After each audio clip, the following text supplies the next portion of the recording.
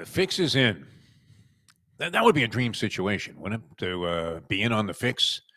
Morning, everybody. Welcome to another edition of Bury Your Bookie. I'm Jeff DeForest. A lot of stories surfacing about, and this is the most dangerous thing that could possibly happen, this integration of sports and gambling and wagering and the endorsement and embracing of it by various professional leagues and sports entities. Now you're getting some pushback. Maybe commissioners starting to rethink their position a little bit. But greed, to quote the great Gordon Gekko, is always going to be the motivating factor in this stuff. And while these guys are making billions of dollars in their affiliations with FanDuel and DraftKings and other betting entities, NFL, NBA, NHL, Major League Baseball, and now we've always thought maybe boxing, harness racing. These were some of the sports that you thought were not necessarily contesting every event that was being operated and contested on the level. But now it seems to be applicable in just about all areas. UFC, now it's reared its ugly head. Another betting controversy taking place. A guy named Isaac Delgarian. I'm not a big MMA guy, but I know a lot of you people probably are.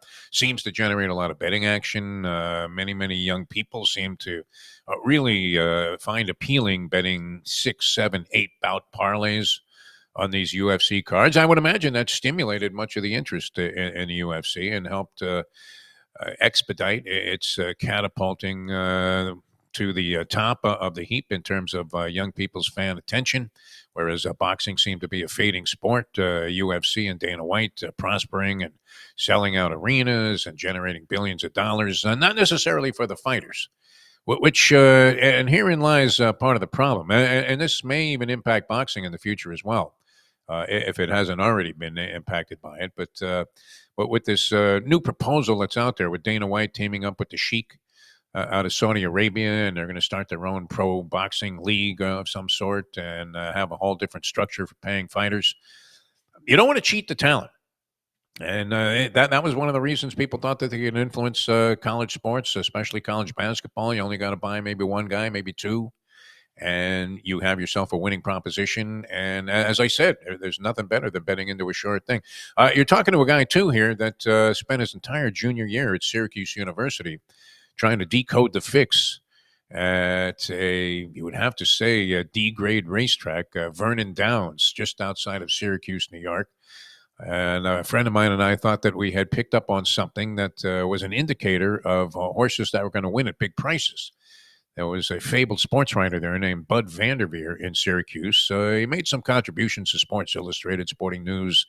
So it wasn't like he was lacking in at least minor national recognition. But he was huge in Syracuse, and he used to put his harness picks on the front page of the very distinguished bastion of journalistic integrity, the Syracuse Herald-Journal. I thought that was kind of odd.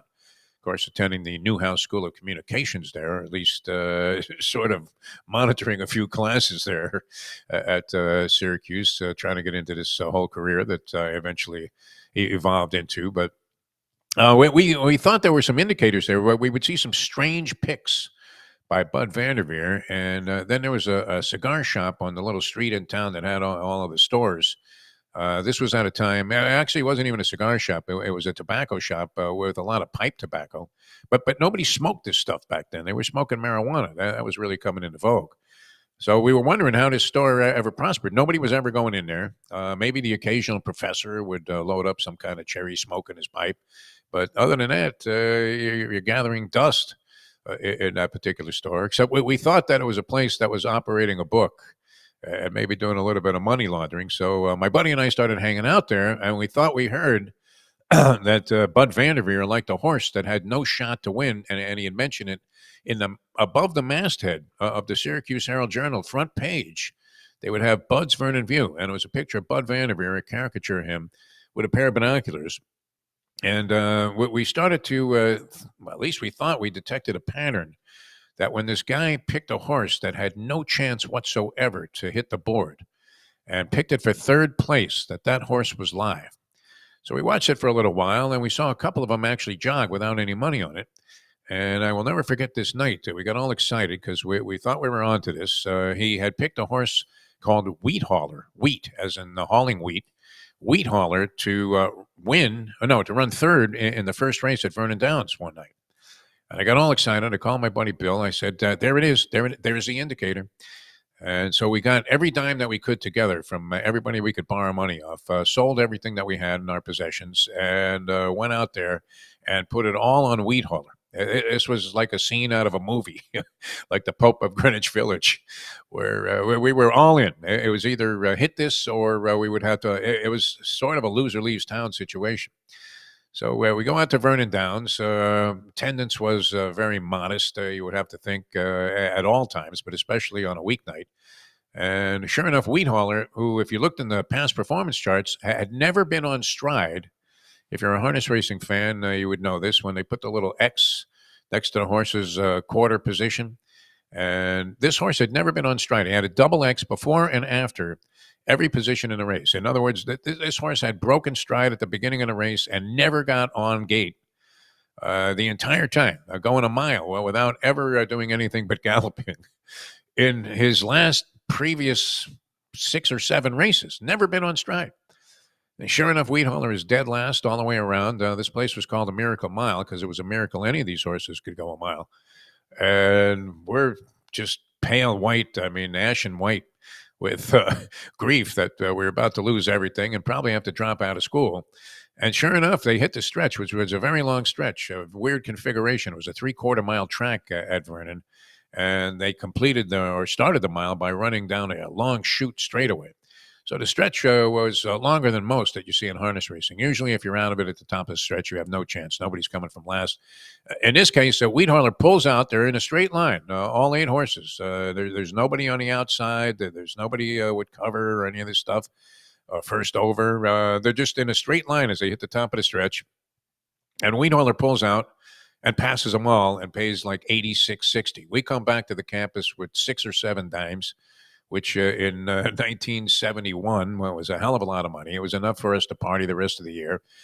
And then later on, we came to figure out, we found out that Bud Vanderveer had no connection to any of this, that the bookie joint that we thought was operating illegally on Marshall Street, the main street there at Syracuse University, really, they had nothing to do with it either. They were just some guys that came from Lebanon that would open up a tobacco shop, unfortunately misguided, however misguided it may have been. And that Vanderveer had nothing to do with this, that he didn't even know who was running that night, but he just happened to be obligated to make some picks, so he quickly, okay, put Wheat Hauler in there in third position. We ended up cashing, and we thought we were in on a fix. It was kind of a waste of a whole semester. But fortunately, we had enough money to appease ourselves that we were going to have not only a great tail end to our junior year, but we were set for our senior year to ignore all class and academic obligations and just have ourselves a hell of a good time, all based on a falsehood. But if you have real inside information, that can be an asset that I don't know that you could find anything better if it's insider trading in the stock market. And now this is starting to rear its ugly head. We had the thing with Jonte Davis suspended for life by the NBA because he was taking himself and removing himself from games. You got the deal going with Terry Rozier. Chauncey Billups has got guys with x-ray vision looking from above at the cards that are involved in this high-stakes poker game where athletes are involving people that have quite a bit of guilt and getting them to play there in unfair and obviously tainted circumstances. And now, in UFC, this guy Dulgarian, apparently there was a strange amount of betting action. He was like a minus 250 favorite. Then all of a sudden, he went hours before his appearance in the cage. He drops down to minus 150 and then loses by first round submission. Very mysteriously, the announcers who were calling the fight at the time thought it was bizarre. Like, hey, what the hell is that? That's white belt kind of stuff they were saying. And what it was a high-rate robbery, or at least apparently so. So this guy has now been suspended by the UFC, Isaac Dulgarian. But the unfortunate implications are that maybe it's more widespread than this. So here you have virtually every major sport right now. We're facing some kind of gambling controversy, all based on the idea that, and in this case, when we know that Dana White, I don't have personal contact with Dana White or anything, but the big complaint from UFC fighters is what? Only a couple of guys really make it big. Conor McGregor. The rest of them seem to be vastly underpaid for the amount of risk they take and the amount of training they do.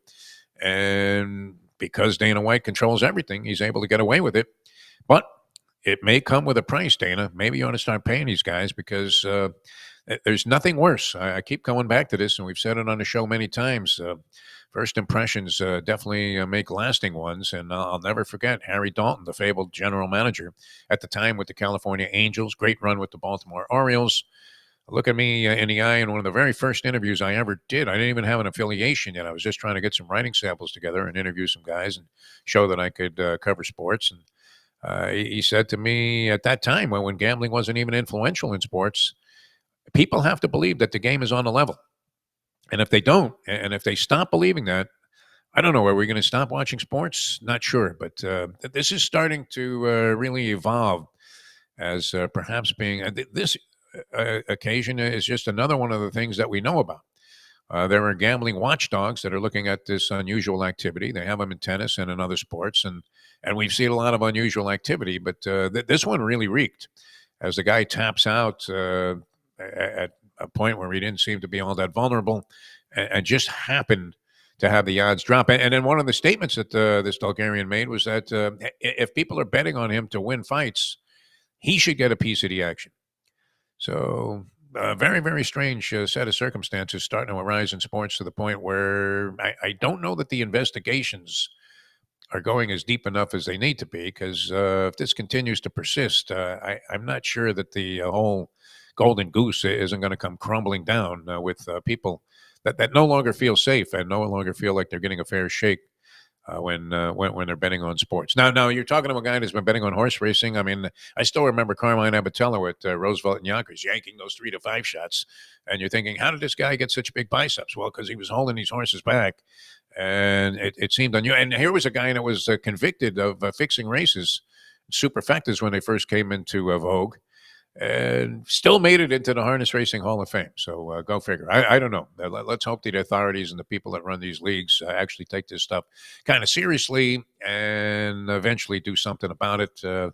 Although I don't know that you can stop all levels of corruption when money is involved, as evidenced by what's going on in politics right now and has been forever. All right, if you're inclined, I'm not inclined to lay huge amounts of points in ball games.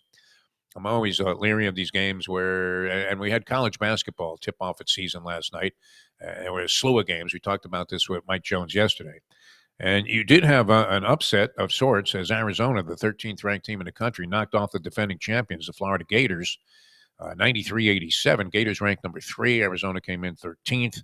So that was a matchup of marquee teams to start the season. It's one of the things that we like about college basketball is that you will have powerhouse teams play each other, because suffering one loss, especially an out-of-conference loss, is not nearly as crucial as it would be if you were talking about college football and the chances to make the playoff, where many people felt, although this may be changing for the better, that if you didn't go undefeated for the season, you had no chance to win a national championship. Not the case in basketball. They play it out.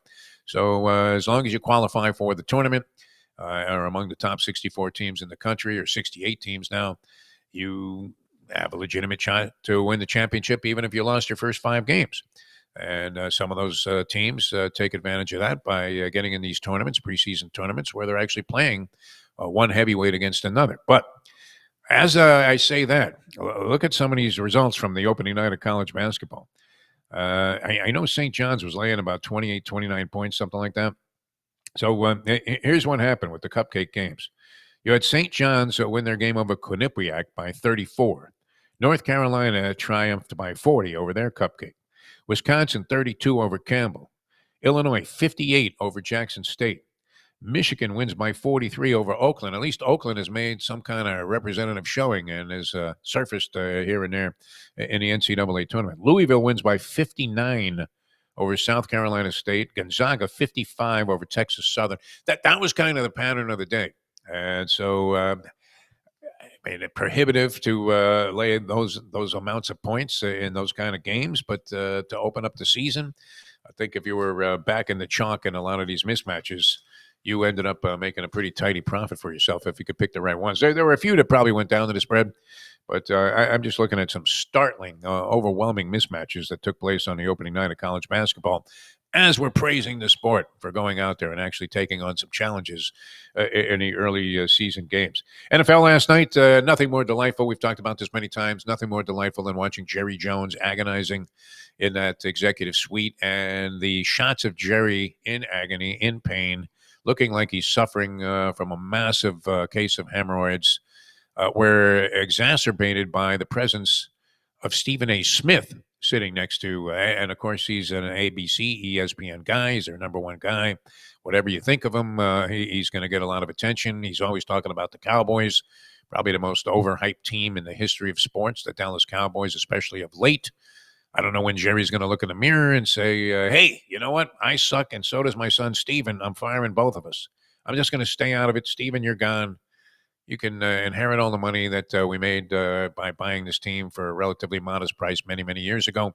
Now, maybe the most valuable franchise, I guess it would be, in all of professional sports. If the Yankees are number one, or we just saw huge sales with the Boston Celtics being valued at $10 billion. Cowboys always among the leaders in that category. But how is this so? 3-5-1 now in the season. I was startled. I was talking about this with Mike on the show yesterday that Arizona was only getting 3 points in that game when Dallas was scoring like a machine with Dak Prescott, even on the periphery of conversations to be the league MVP, the way that he was putting up points with the Dallas Cowboys. They're averaging like 40 points a game at home. And you're only getting 3 with the Arizona Cardinals, who came into that ball game. I think they won their first couple, and then did they lose 5 in a row? No, that couldn't be because Jacoby Brissett has a win. I don't know if he was involved in one of those early games, but nonetheless, I mean, they come in there at 2-5, and you're only getting 3 points with Arizona on the road against the Cowboys, who are averaging over 40 points a game at home. Seemed a little odd, didn't it? I don't know if it was an indicator like that slash in the odds with Isaac Dulgarian in the UFC bout, but seemed a little short to me. If you had the chutzpah to go ahead and bet the Arizona Cardinals last night, you turned out to be richly rewarded because as I tuned in, I got home about halftime. They're up 17-7, and they sustained that to the wire. A couple of bizarre moves made by the Cowboys. They had a chance to kick a field goal in like a 4th and 4 in the second half. They'd been driving at will, and they were down 17, I think, at the time. They opted to go ahead and go for it on a 4th down. They failed. That would later come back to haunt them, as we're seeing many, many times with these coaching decisions to abdicate. People used to scream, "Oh, why are you so conservative kicking a field goal there?" There are times where mathematically versus the clock, that doesn't make sense to kick a field goal. But there are times in a ball game where those 3 points can later on become invaluable, as was the case last night, because after a subsequent field goal, which they made when they were forced to go for the field goal try because they had been backed up and had like a 3rd and 8 or 4th and 8 that they were facing after a penalty. Those 3 points loomed large. Dallas was driving. If they weren't down 10 at the end of that ball game, I don't know if they do some of the things that they were forced into from a play calling standpoint and a strategy standpoint. They might have been able to pull that game out, but they don't take the 3 there. They instead go for it now. All of this analytics stuff saying, okay, well, we got a good chance to make it. And you do. But how many times have you been screaming at a television set or even if you're at the stadium, just kick the field goal, kick the field goal? We experience a lot of that here in Miami with Mike McDaniel, who seems to rely more on analytics than any kind of gut instinct. And I can't tell you how many times he bypassed a field goal try to go for a 4th and more than a yard or so, failing in that spot, and then later on the scoreboard dynamic, compromising his team very badly. So you had a legitimate reason to be screaming. If you were watching Brian Schottenheimer, go ahead and say, yeah, we got to go for it. And then later on in the ball game, instead of a 10-point game, they would have been facing a 7-point game with 5 or 6 minutes to go. Might have made all the difference in the world. But if you came up on the wrong end of that, sorry about that. Dallas Cowboys looked like they were in a pretty good spot there to cover the 3-point spread. They didn't even come close. Arizona 27, Dallas 17. And that's the way the whole thing went down. An obituary note.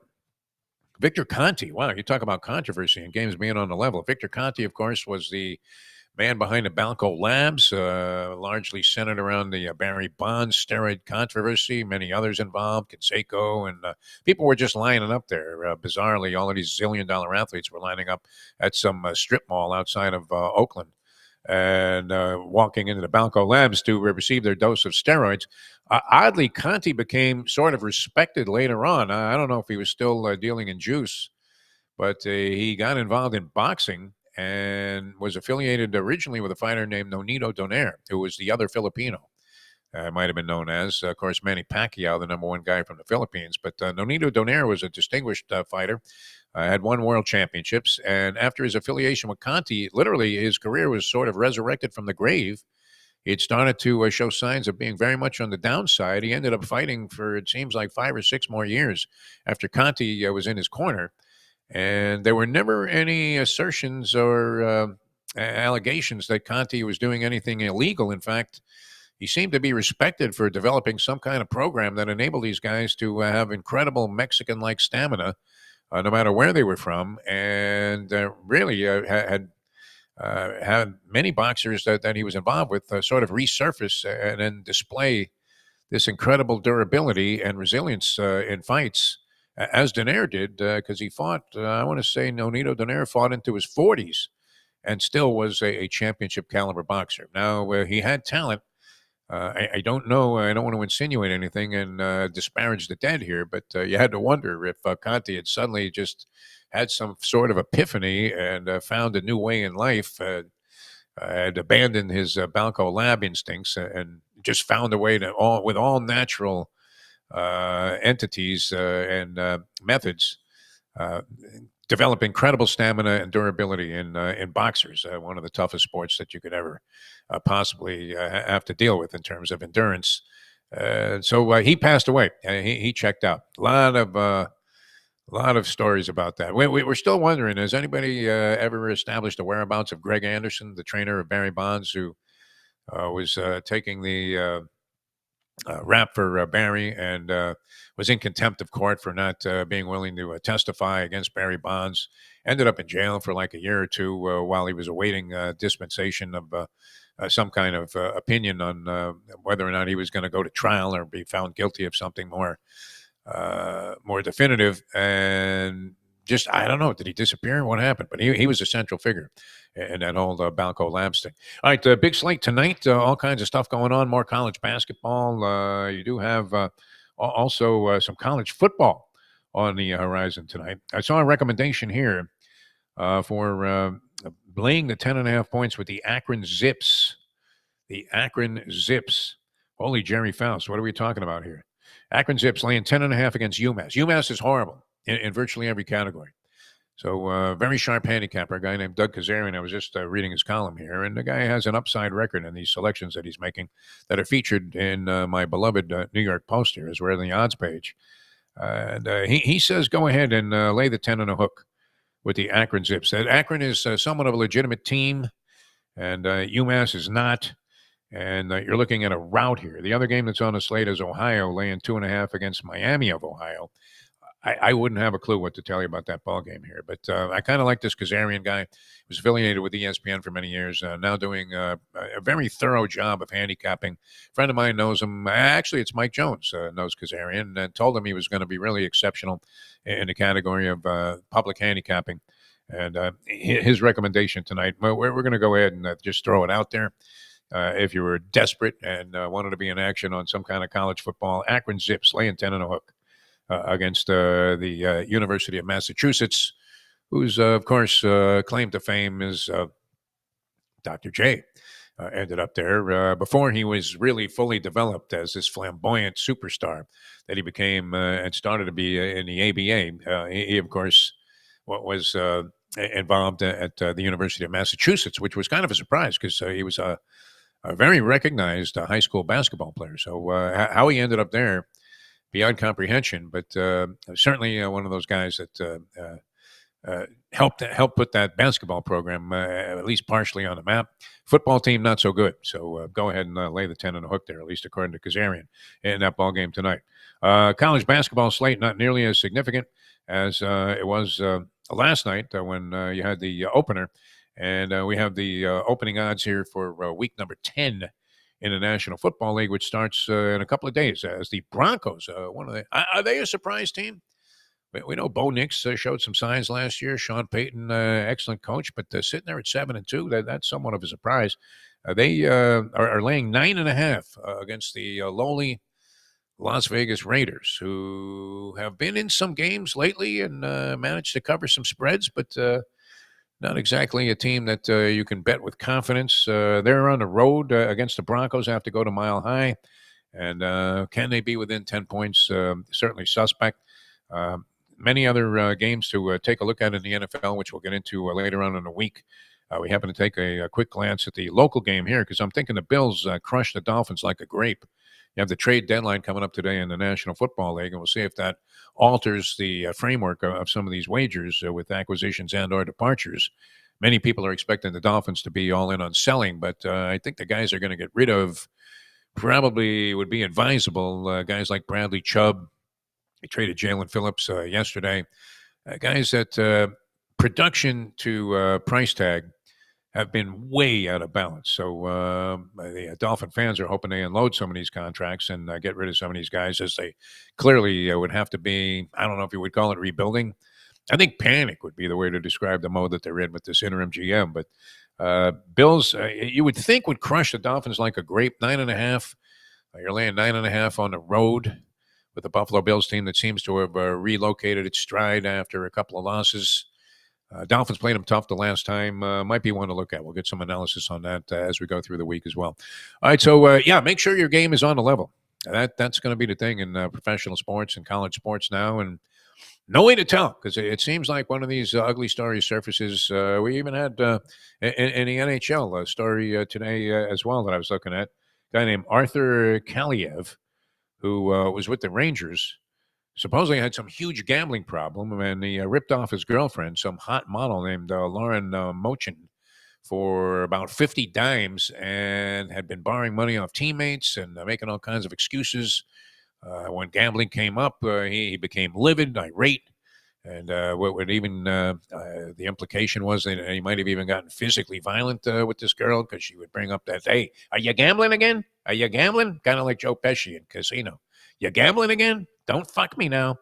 And when he was talking to the car dealer, I think she was giving him that kind of I wouldn't call it third degree, but suggesting that he was. And you know how you get when you're losing your ass every day gambling, and somebody says, "Are you gambling again? What's going on? How come you need money?" What? What are you talking about? I'm not gambling. I'm not losing. I'm winning. I'm winning. I'm winning every time.